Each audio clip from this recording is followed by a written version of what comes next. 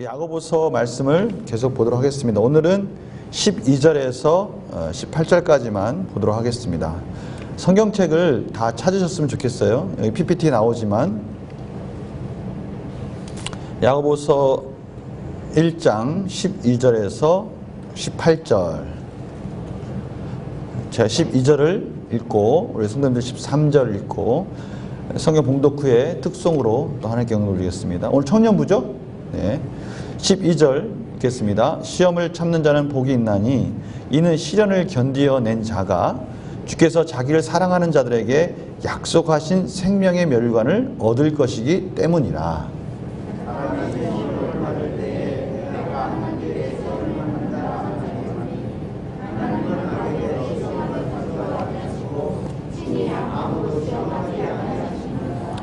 오직 각 사람이 시험을 받는 것은 자기 욕심에 끌려 미혹됨이니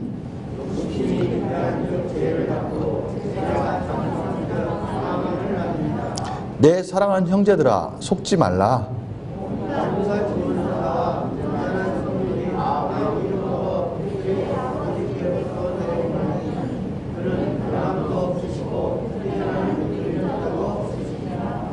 (18절) 가시겠습니다. 그가 그 피조물 중에 우리로 한 첫 열매가 되게 하시려고 자기의 뜻을 따라 진리의 말씀으로 우리를 낳으셨느니라. 아멘. 야고보서 1장에 우리 시험을 당하거든 온전히 기쁘게 여기라 라고 그렇게 말씀을 했습니다. 왜 기쁘게 여기죠? 믿음의 시련은 시험은 우리에게 뭘 줍니까? 인내를 허락해 주는 거예요. 인내. 하나님께서 인내하도록 허락해 주십니다. 또한 인내하도록 허락해 주신 것뿐만이 아니라 또 힘들고 어려울 때 하나님께 지혜를 구할 때는 또 지혜도 허락해 주십니다. 그러니 우리가 시험을 만났을 때 우리는 지금은 기쁘지 않을 수 있지만 우리가 이러한 과정 속에서 우리의 인격을 완성해 가실 하나님, 또 결국에는 우리에게 승리를 주실 하나님을 바라보면서 우리가 기쁨으로 그 이유가 있다는 것이죠. 우리가 기뻐할 이유가 있다라고 저번 주에 같이 나누었습니다. 오늘 참 중요한 부분인데요. 오늘 말씀은 이 시험이라는 단어가 제가 성경을 해석할 때, 성경을 이해할 때 이 단어가 갖는 그 중요한 해석의 그 포인트가 있다고 했는데 혹시 기억나십니까? 성경에서 그 단어가 갖는 가장 중요한 그러한 의미를 해석할 때 가장 중요한 것이 무엇이냐면 위치입니다. 위치, 로케이션. 첫 번째도 로케이션, 두 번째도 로케이션, 세 번째도 로케이션. 이 단어가 어디에 위치해 있느냐가 문맥상 어떻게 해석하느냐가 상당히 중요한데요. 이 시험이라는 단어가 그렇습니다. 오늘 야고보서에서 1장에서 나오는 이 시험이라는 단어가 두 가지 의미로 해석이 될 수가 있어요. 지금 시험은, 믿음의 시련은 우리에게 인내를, 또 인내를 통해서 또 우리의 인격을 정말 하나님 앞에 부족함 없는 우리의 하나님 자녀다움으로 만들어 주신다 했잖아요. 그때 이 시험은 어떤 것일까요? 그야말로 시련입니다. 시련. 환난과 어려움이에요. 우리가 흔히 이런 얘기 많이 하잖아요. 사람은 힘들고 어려운 일을 만났을 때 성장한다고. 그렇잖아요. 참 신기해요. 그렇죠? 하나님이 우리가 좀 부유하고 넉넉할 때 우리의 인격도 같이 이렇게 좀 다듬어지면 참 좋겠는데 이상하게 힘들고 어려우면 철이 드는 것 같아요. 저도 그런 것 같아요. 평안할 때는 잘 모르다가 힘들고 어려울 때는 소중함을 깨닫게 되고 우리가 무엇을 해야 할지, 어떻게 우리가 정말 하나님을 바라봐야 될지 막 이러한 고민 속에서 성장하는 것 같아요. 뭐 이런 예를 좀 들면 그렇지만 제가 가끔가다 이렇게 막 신경을 많이 쓰고 그러면 이 혀가 아픕니다. 그 혀가 뭐라고 그러죠? 그거를 혀가 헤어졌다고 그러나요? 혀가 아파요. 근데 신기하게 평상시에는 음식 먹을 때나 이럴 때나 혀가 중요한지 모르다가 꼭 저는 혀가 아프더라도 이 입구 쪽이 아픕니다. 그러니까 먹을 때 뭐 매운 거 좀 먹거나 뭔가 이렇게 좀 다면 얼마나 아프고 먹는 게 힘든지 그럴 때 혀가 중요하구나. 그걸 깨달아요. 근데 혀가 딱 낫고 나면 언제 그러는 듯이 혀에 대해서 관심이 없어요. 우리 삶 속에 그런 것 같아요. 힘들고 어려우면 뭔가 고민하게 되고 성장하게 되는 것 같아요. 그런데 하나님의 자녀에게는 정말 이 믿음의 시련, 이 어려움들이 정말 큰 복이에요. 왜냐하면 세상 사람들처럼 이 믿음, 이 어려움과 힘든 일들을 그냥 극복하는 게 아니라 누구와 함께 극복합니까? 하나님과 함께 극복하기 때문에 그래요. 오늘 12절 말씀 보니까 그래서 12절 말씀에 시험을 찾는 자는 뭐가 있다? 복이 있다. 이것은 세상이 주는 복이 아니에요. 이건 하나님의 자녀만이 갖는 복입니다. 오늘 말씀 보니까요, 시험을 찾는 자는 복이 있다. 왜냐하면 이 시험 가운데 하나님의 놀라운 은혜를 경험하게 되고요, 하나님과의 깊은 사랑을 나누기 때문에 그래요. 보니까 이는 시련을 견디어낸 자가 주께서 자기를 사랑한 자들에게 뭐 한다고요? 약속하신 생명의 면류관을 얻을 것이기 때문이다. 그러니까 시련을 당하면서 여러 가지 영적 성장 속에서 하나님과의 깊은 사랑을 나누면서 생명의 면류관을 바라보는 그러한 과정을 겪으니까 우리 가운데 시련이 시작되는 그 순간에 우리는 뭘 받은 자다? 복 받은 자다라고 우리가 기쁘게 여기게 된다는 거예요. 이러한 좋은 예가 바로 윗구절에 나와 있어요. 위에 보면요, 9절, 10절, 11절에 보면, 성경책 다 보세요. 9절, 10절, 11절에 보면 이렇게 나와 있어요. 시련을 당한 자가 참으로 그 인격이 성숙되면 어떠한 열매들이 맺혀지냐면, 낮은 형제는 자기의 뭘 자랑하고요? 높음을 자랑하고, 부한 자는 자기의 낮아짐을 자랑할지니 이는 그가 풀의 꽃과 같이 지나감이라. 여기 보니까요, 낮은 형제는 자기의 뭘 자랑한다고요? 높음을 자랑하는 거예요. 자기가 연약하고 가난한 자들은요, 거기서 주저앉아 있는 것이 아니라 이 모든 만물의 주인이신 하나님 아버지께 나온다는 거예요. 이게 하나님 자녀 가지고 있는 특권이에요. 세상 사람들은 힘들고 어려운 일을 만나면 주저앉을 수밖에 없잖아요. 뭔가 의지할 것이 없을 때는 자포자기할 때도 있어요. 참 안타까워요.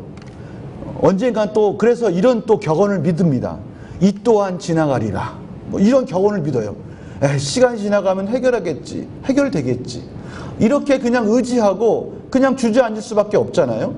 그런데 하나님의 자녀는 시험과 고난과 가난을 만났을 때 어떻게 합니까? 나는 비록 가난할지라도 누구는 부자다? 하나님 아버지는 부자다. 하나님 아버지는 이 만물의 주인이시다. 그러니 내가 하나님의 자녀니까 하나님께 나가야 되겠다. 그리고 하나님께 가서 막 매달린다는 거예요. 그러니까 오늘 이 말씀 가운데 보니까 낮은 형제는 자기 높음을 자랑한다. 여기 높음은 뭐인 거예요? 그러니까요, 비록 내가 가난하고 힘들지만 내가 하나님 앞에 영적으로 풍성함을 경험하게 되니 그것이 너무 감사하다라는 거예요. 이것이 하나님이 시련 가운데 우리에게 주시는 복이에요. 그런데 또 반대로 부한 자는, 이 보니까 부한 자는 자기 낮아짐을 자랑한다는 거예요. 돈이 많은 사람, 세상에서 돈이 많은 사람은 어떻게 삽니까? 참 신기한 게 있는데요, 돈이 많은 사람은 돈을 더 많이 갖고 싶어 하더라고요. 이 돈에 대한 집착이 돈이 없는 사람보다 더 심한 것 같아요. 참 신기하죠? 이게 어떻게 보면 욕심이잖아요. 이게 뒤에 나오지만. 근데 신기한 것은 하나님의 자녀는요, 돈이 많이 갖고 좀 부유해지고 넉넉해지면 그때부터 긴장합니다. 왜 긴장할까요? 하나님의 자녀에게 주신 하나님 놀라운 은혜가 있는데, 그것은 뭐냐면 내가 이렇게 부유하고 내가 이렇게 넉넉한데 혹시나 내가 이것 때문에 교만해지지 않을까. 이 부하고 넉넉함이 하나님 자리를 대신하지는 않을까 하는 이 두려움 때문에 더욱더 하나님 앞에 겸손하게 나가는 거예요. 오늘 보니까 그래서 부한 자는 뭘 자랑한다고요? 자기의 낮아짐을 자랑한다는 거예요. 이것이 하나님의 자녀에게 주신 놀라운 은혜예요. 그냥 얻는 것이 아니라 하나님께서 시련을 통해서 저희들에게 그런 영적인 것들을 가르쳐 주시는 거예요. 그래서 성도님들, 제 말씀 잘 기억하세요. 우리는 시련을 딱 만나는 그 순간에 우리는 뭐가 시작된다는 걸 알아야 돼요?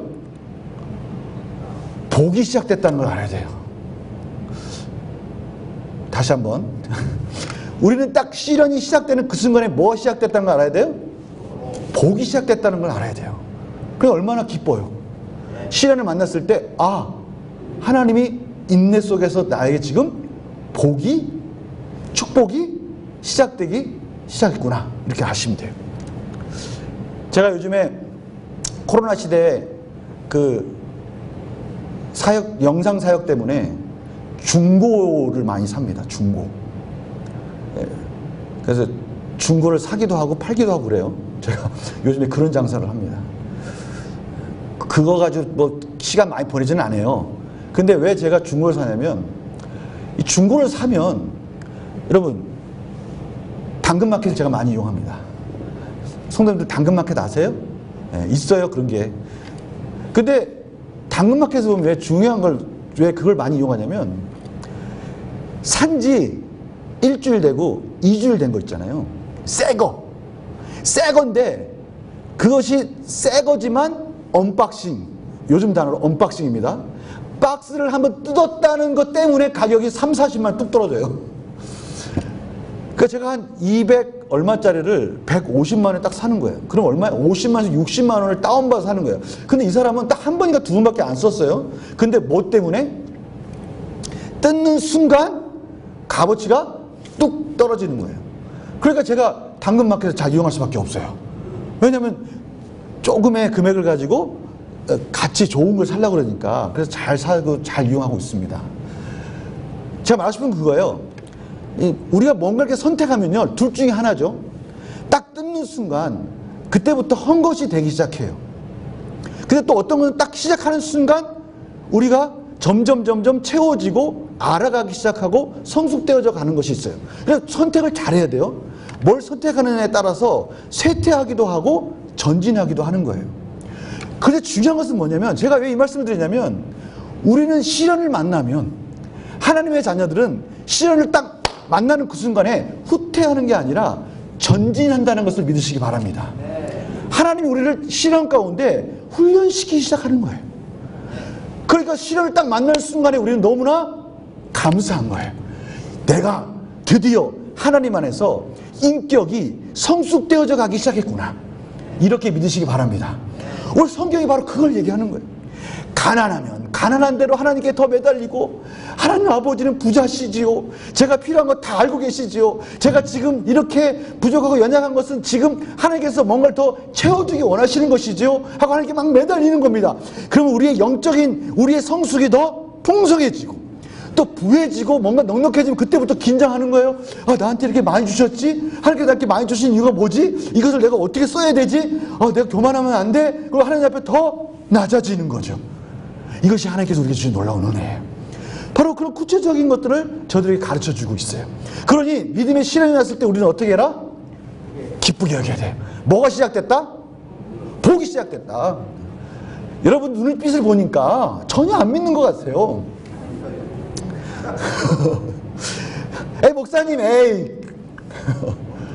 제가 그런 게 아니라 말씀이 그렇다고요. 말씀이.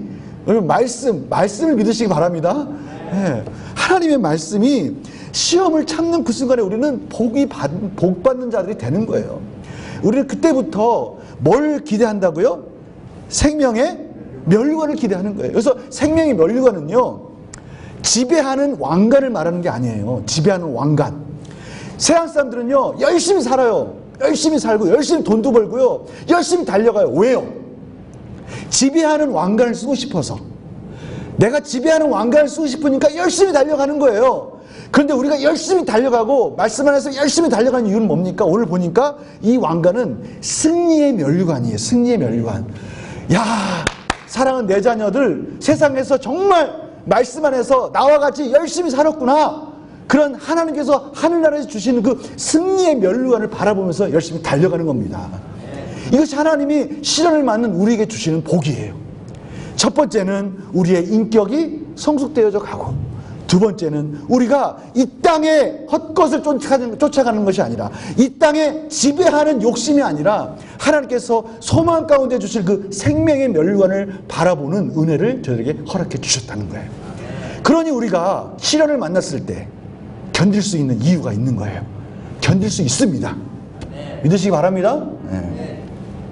그래서요, 어느 분이 저한테 뭐 여러 가지 말을 합니다. 우리 목사님 요즘 잘 지내고 계시죠? 건강하시죠? 저 건강합니다. 제가 이런 고백을 하면 성도님들 어떻게 생각할지 모르지만요, 제가 지금 목회 생활을 한 지 꽤 됐습니다. 근데요, 전 지금 가장 행복합니다. 아멘. 저는 지금이 가장 행복해요. 제가 누구한테도 그렇게 고백을 했지만 지금처럼 이렇게 하나님 은혜 가운데 거룩하고 질서 지어지고 말씀 안에서 너무나 큰 은혜를 받는 적이 없었어요. 저는 지금 너무나 행복해요. 우리의 삶 가운데 정말 이러한 시련을 만났을 때 이러한 고백들이 우리 삶 가운데 나타나기를 간절히 소망합니다. 오늘 바로 하나님께서 그것을 말씀하시는 거예요. 시련을 만나거든 기쁘게 여겨라. 왜냐하면 우리 가운데 뭐가 시작됐다? 복이 시작되었다. 놀라운 은혜입니다. 그런데 이러한 시련을 만났을 때 우리가 조심할 게 있어요. 조심할 게. 그것은 뭐냐면 오늘 13절, 14절 나오는데 요 시험은 앞에서 말하는 그런 시련이 아니에요. 여기서 말하는 시험은 템프테이션이에요. 이건 소위 말하는 유혹이라고 말할 수 있어요. 유혹. 그래서 여기 보니까요, 사람이 시험 받을 때 이제 중요한 게 뭐냐면 우리가 시련을 만났을 때 조심할 게 있는데 그것은 우리의 마음을 지키는 게 참 조심해야 될 거예요. 마음. 잘 보십시오. 이걸 꼭 명심하셔야 됩니다. 성경에 보면요, 하나님의 은혜가 풍성할 때 꼭 같이 따라오는 게 있어요. 그게 뭔지 아십니까? 시험인데요, 사단의 시험이에요. 사단이 어쩌면 그렇게 우리가 하나님 은혜 가운데 풍성할 때 꼭 그때 우리의 마음을 공격합니다. 참 희한하죠? 예수님께서 세례를 받으시고 내 사랑하는 아들을 하나님께서 하나님의 영이 충만할 때 사단이 시험을 하는 거예요. 우리가 꼭 그런 경험한지 모르시겠지만 수련회나 부흥회 가서 막 은혜 막 받잖아요. 그러면 꼭 시험을 다른 때는 없다가도 하나님의 은혜 가운데 풍성하게 될 때 그때 꼭 누군가 와서 시험을 해요. 참 신기하죠? 그런데 그건 너무나 성경적이에요. 우리의 마음이 시련 가운데 한쪽에서는 하나님께서 복을 주시고 우리 가운데 연단하시고 그 가운데 우리의 믿음을 성숙시켜주는 그 시간에 우리가 자칫 잘못하면 우리의 마음이 시험에 들 수가 있어요. 여기서 그것을 뭐라고 그러냐면 미혹이라고 그래요. 미혹. 한번 볼까요? 14절에 오직 각 사람이 시험을 받는 것은 뭐 때문이다? 자기 욕심에 끌려 미혹됩니다. 여기 시험은 템프테이션이에요. 유혹이야, 유혹. 하나님이 주시는 시험이 아니에요. 그러니까 이런 말 하지 말라는 거야. 13절에 사람이 시험 받을 때 내가 하나님께 시험을 받는다 하지 말라. 하나님 우리를 넘어뜨리려고 시험하시는 분이 아니에요. 위에 있는 시련은 우리를 훈련시키는 시련이잖아요. 이러한 시험하고 여기서 말하는 시험과는 차원이 다른 거예요. 여기서 시험은 우리의 마음을 넘어뜨리려고 하는 미혹이란 말이죠. 그러니까 보면 여기 나오는 이 미혹이란 단어가 어디서 쓰이는 단어냐면 낚시할 때 쓰이는 단어예요. 낚시할 때. 그러니까 무슨 뜻이냐면 오직 각 사람이 시험을 받는 것은 자기의 욕심이라는 미끼를 딱 갈고리에 걸어가지고 그 욕심이라는 미끼를 딱 갈고리에 걸려가지고 어떻게 한다고요? 끌려 미혹됨이니까 딱 걸어서 물고기를 잡을 때 탁탁탁탁 미끼로 해가지고 숨어있는 물고기를 딱딱딱 끄집어내가지고 뭘 물도록 해요? 그 미끼를 확 물도록 한 거잖아요. 그 장면. 그러니까 사단이 우리를 힘들고 어려울 때 이스라엘 백성들에게 원망과 불평을 일으키도록 만들었잖아요. 그게 어떻게 해서 이루어지는 것이냐면 바로 오늘 이 말씀이에요. 사단이 미끼를 딱 걸어가지고 그 미끼 이름이 뭐냐면 욕심이라는 미끼라는 거예요. 그걸 딱 걸어가지고 우리 마음에 하나님이 있어야 되는데 내가 있는 거예요. 내가 있고 내 욕심이 생기기 시작하고 그러다 보니까 원망과 불평이 생기니까 그 욕심이란 미끼를 딱 걸어서 갈고리로 딱딱딱 끄집어내가지고 우리를 넘어뜨리려고 한다는 거예요. 미혹되게 한다는 거예요. 이거를 조심하라 이거예요. 지금 하나님께서. 밖에서 오는 외부의 시련과 여러 가지 시련을 통해서 우리의 인격이 성숙되어져 가고 참으로 우리의 복받는 시간임에도 불구하고 그 시간에 우리의 마음을 잘 지키지 않으면 우리는 우리도 모르게 미혹될 수 있다는 거예요. 내 자신의 욕심 때문에 미혹될 수 있으니까 그때 조심해야 된다라고 말씀하시는 거예요. 오늘 말씀 가운데 그래서 이렇게 미혹되지 않기 위해서 우리는 어떻게 해야 되냐면 야고보서 4장 5절 7절에 보면 너희는 하나님이 우리 속에 거하게 하신 성령이 시기하기까지 사모하신다는 말씀을 헛된 줄로 생각하느냐. 그러나 더욱 큰 은혜를 주시나니 그러므로 이르시되 하나님이 교만한 자를 물리치시고 겸손한 자에게 은혜를 주신다 하였느니라. 교만한 자를 물리치시고 겸손한 자에게 은혜를 주신다 하였느니라. 이 말 무슨 뜻입니까? 교만한 자는 무슨 뜻입니까? 하나님이 있어야 될 자리에 그만큼 마음이 뺏겨서 내가 그 자리를 차지하고 내 욕심이 그 자리를 차지하니까 미혹되기 쉽다는 거예요. 하나님께서 그래서 7절 이렇게 봤어요. 그런즉 너희는 하나님께 복종할지어다. 마귀를 대적하라. 그리하면 너희를 피하리라. 우리가 미혹되지 않기 위해서는 그 내 안에 있는 욕심의 소리, 내 자리에 하나님이 있어야 될 자리에 내 마음이 뺏기려고 할 때 누구의 말씀 가운데 복종이 돼요? 하나님의 말씀 가운데 복종하도록 우리 자신을, 우리 마음을 지켜야 된다는 거예요. 그렇지 않으면 우리도 모르게 미혹되는 거예요. 오늘 두 단어를 기억해야 됩니다. 오늘 말씀 가운데, 오늘 보십시오. 오늘 말씀 가운데 각 사람이 저희들 시험을 받는 것을 누구에게 핑계댈 것이 아니에요. 각 사람 시험 받는 건요, 누구 핑계대지 말아야 돼요. 내가 시험을 받는 내가 조심해야 되는 거예요. 내가 욕심을 부리는 거란 말이에요. 누구 핑계대면 안 되는 거예요. 그러니까 오늘 단어 가운데 각 사람이 욕심이라는 그 미끼에 끌려서 미혹된단 말이에요. 우리는 그 순간에 뭐 해야 된다? 하나님께 복종해야 된다는 거예요.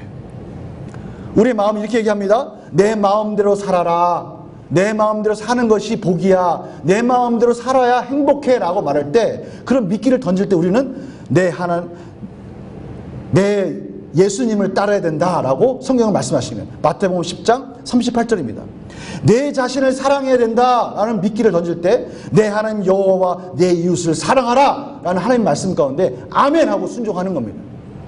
내 자신을 발견하라, 내 자신을 끊임없이 개발해야 돼 라고 말할 때 내 자신을 부인하라 라는 하나님 말씀 가운데 복종하는 거예요.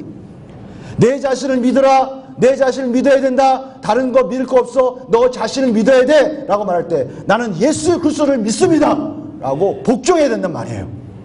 여러분, 이럴 때 우리가 미혹되지 않는 거예요. 참으로 중요합니다. 우리 가운데 이러한 결단의 마음이 필요해요. 베드로전서 5장 7절에서 9절에 보면요, 너희 염려를 다 주께 맡기라. 이는 그가 너희를 돌보심이라. 근신하라, 깨어라. 너희 대적 마귀가 우는 사자같이 두루자르며 삼킬 자를 찾나니 너희 믿음을 굳게 하여 그를 대적하라. 이는 세상에 있는 너희 형제들도 동일한 고난을 당하는 줄을 알미라.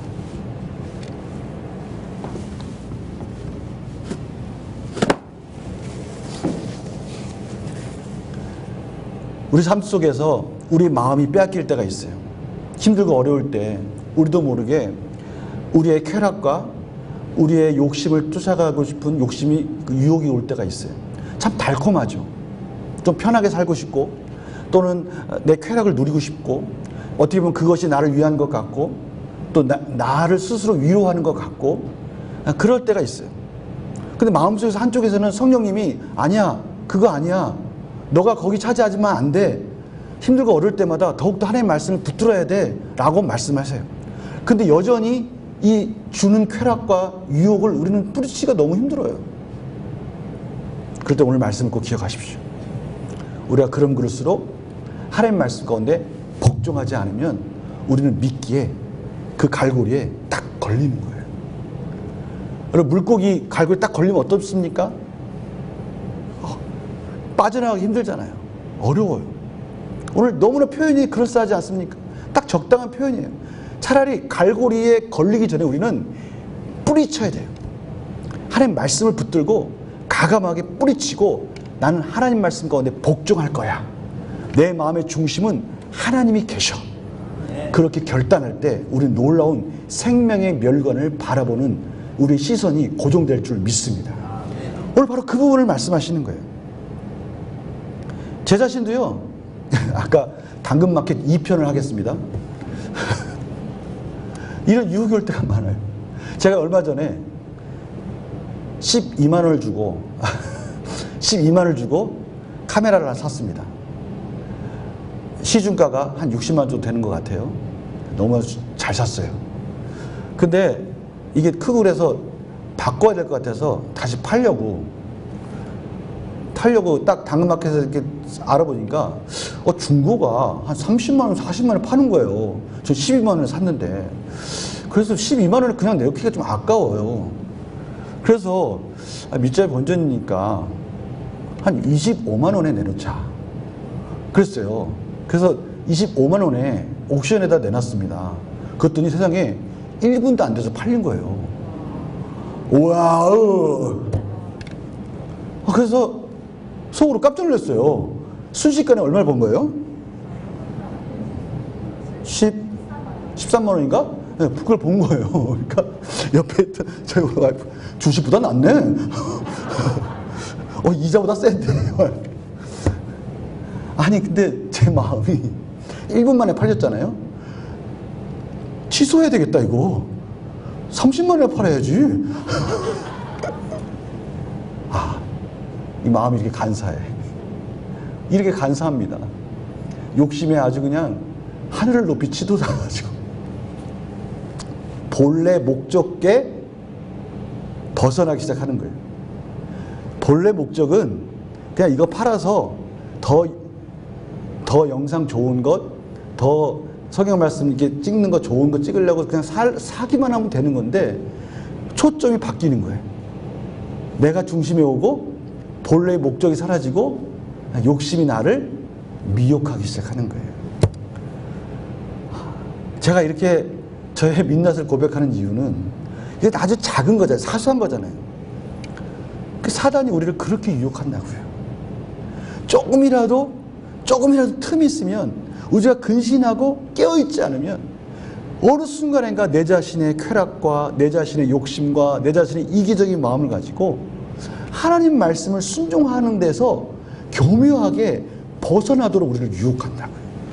아이고 오늘 하루 좀 빠지면 어때?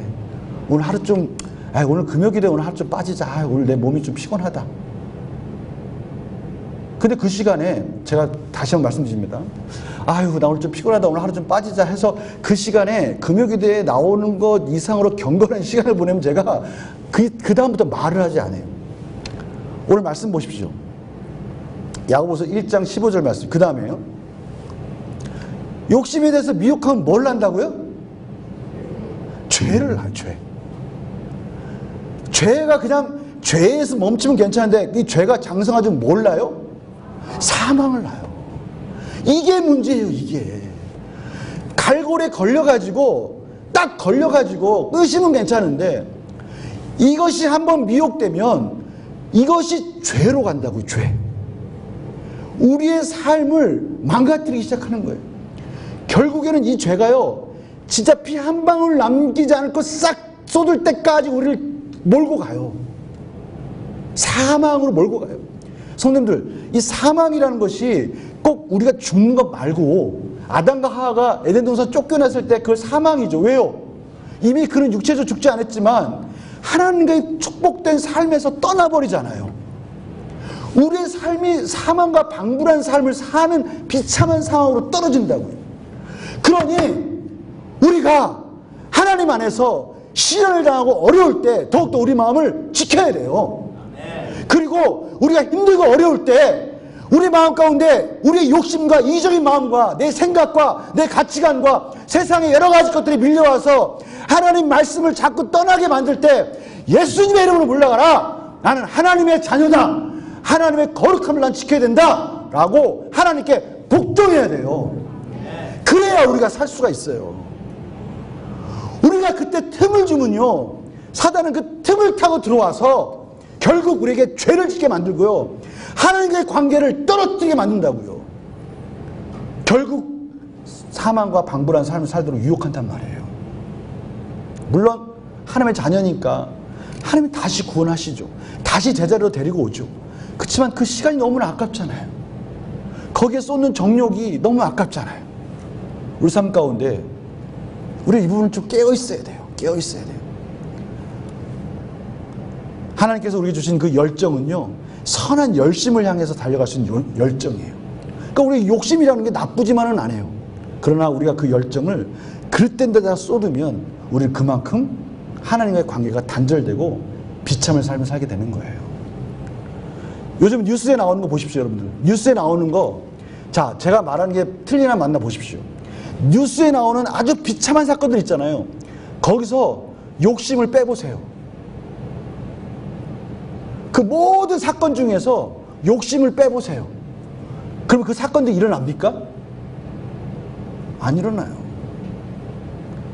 뉴스에 아무리 험한 사건이 나오고 아무리 사건이 나오지만 거기서 욕심이라는 단어를 딱 빼는 순간에 그 모든 일들이 일어나지 않을 수 있는 것들이에요. 그 욕심이라는 것 때문에 다 일어나는 거예요. 우리가 이 부분에 깨어 있어야 돼요. 하나님의 자녀는 이것을 이길 수 있는 힘이 있습니다. 이것을 이길 수 있는 능력이 있어요. 하나님의 자녀이기 때문에 가능해요. 우리 하나님 앞에 그것을 구하시기 바랍니다. 우리 하나님 앞에 그걸 구할 때 하나님께서 그것을 주세요. 오늘 말씀 가운데 그렇게 약속하십니다. 16절에서 18절. 내 사랑하는 형제들아, 속지 말라. 누구 핑계 대지 말고, 그 모든 원인은 누구부터 시작된다? 나로부터 시작되니까 괜히 속지 말고 핑계 대지 말라. 그리고 17절에 온갖 좋은 은사와 온전한 선물이 다 위로부터 빛들의 아버지께로부터 내려오나니 그는 변함도 없고 회전하는 그림자도 없으시니라. 그가 그 피조물 중에 우리로 한 첫 열매가 되게 하시려고 자기의 뜻을 따라 진리의 말씀으로 우리를 낳으셨느니라. 그러니까 우리가 정말 보십시오. 위에는 욕심이 잉태하여 죄를 낳고 죄가 장성하죠 뭐요? 사망이 되잖아요. 근데 우리는 하나님의 말씀으로 우리 생명의 면류관을 낳는 하나님의 백성들이 됐어요. 그러니까 우리에게 참 비밀이 있어요. 진리의 말씀이 있어요. 이 말씀이 있으면 우리는 사는 거예요. 제가 최근에 나이가 50이 되니까 여러 가지 막 봅니다. 책 중에 이런 책이 있어요. 50에 읽는 노노, 이런 책이 있어요. 거기 보니까 50이 돼서도 열심히 잘 사는 비결 4가지 이렇게 나와 있어요. 제가 4가지를 말해볼 테니까 잘 들어보세요. 첫째, 남을 헐뜯지 마세요. 둘째, 배움을 즐기세요. 셋째, 여지하. 그러니까 여지하는 뭐냐면 어떻게 살아야 될지, 또 어떻게 사는 것이 지혜로운지를 늘 궁리하면서 그렇게 살아야 된다는 겁니다. 여지하의 자세로 늘 불타는 마음을 가지고 살아야 된다는 거예요. 그런 정신을 가지고 살아라는 거예요. 네 번째, 외적인 모습에도 신경 쓰세요. 이게 4가지를 그 노노에 나와 있답니다. 그러면 50세에 돼서도 멋있게 살 수 있대요. 아멘? 요즘 또 인기 있는 게 있어요. 노노는 2500년 전에 써진 겁니다. 제 말씀 잘 들어보세요. 제가 무슨 말씀을 드리려고 그러냐면, 요즘에 또 인기 있는 게 있는데 인지심리학이라고 있어요. 인지심리학. 그것은 우리 삶가운데 일어나는 모든 문제를 인지심리학적으로 다 해석해서 가르쳐 주는 겁니다. 제가 그거 듣고 있으면요, 와, 복음이다. 너무 좋다 이거. 우리 삶에 일어나는 문제들을 다 해석해 주고요, 그것을 이길 수 있는 방법을 다 가르쳐 줍니다. 그럼 제가 질문 한번 해볼게요. 자, 노노 때문에 순교하신 분 얘기 들어보셨어요? 노노를 전하다가 목숨 걸고 노노 전하는 말 봐보신 분 있으세요? 자, 인지심리학은 지금도 연구할까요? 연구가 멈췄을까요? 지금도 연구하고 있어요. 그 말 무슨 뜻이냐면 이게 답이 아니라는 거예요. 이거 절대 답이 아니에요. 형제들아, 속지 말라. 우리의 문제를 해결해 주는 것은 무엇이다? 진리의 말씀입니다. 참 재밌어요. 세상에 정말 지혜는 너무나 많이 있어요. 너무나 그럴싸해요. 유튜브에 보면요, 너무나 그럴싸한 말씀들이 너무나 많아요.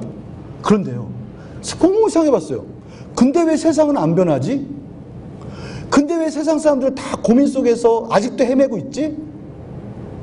그 이유는 무엇입니까? 이것이 답이 우리의 진정한 답은 예수 그리스도인 줄 믿으시기 바랍니다. 하나님 안에서만 해결될 수 있는 문제예요. 하나님 안에서만 우리의 모든 근심, 걱정, 염려가 해결될 수 있어요. 제 성경에서 그래서 이런 말씀을 찾았어요. 이 말씀이 맞나 안 맞나 보십시오.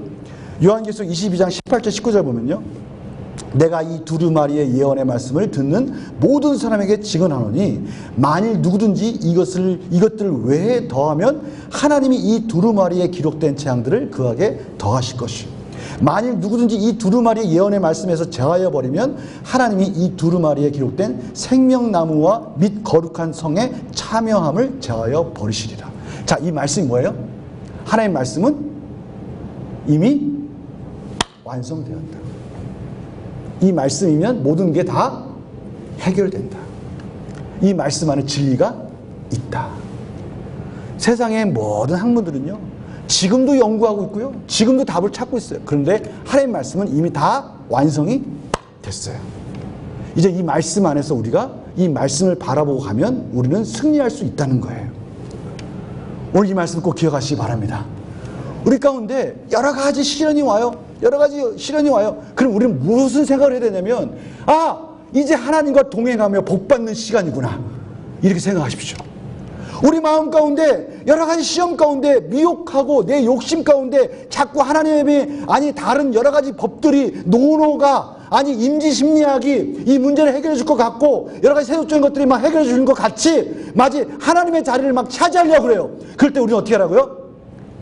말씀을 붙들려고. 말씀. 하나님의 말씀을 붙들고 그 말씀에 복종할 때 우리는 승리할 수 있습니다. 오늘 바로 하나님께서 그것을 가르쳐 주시는 거예요. 오늘 야고보서의 말씀을 통해서 우리 성도님들이 자유함을 누리시길 바랍니다. 삶 속에서 어떤 시련이 오더라도 승리하신 삶이 되기를 간절히 축원합니다. 오늘 말씀 꼭 기억하시면서 우리 다시 한번 말씀을 들고 기도하면서 시련 가운데 기뻐하시며 승리한 삶 되기를 간절히 축원합니다. 오늘 말씀 읽고 우리 다 같이 찬양하겠습니다.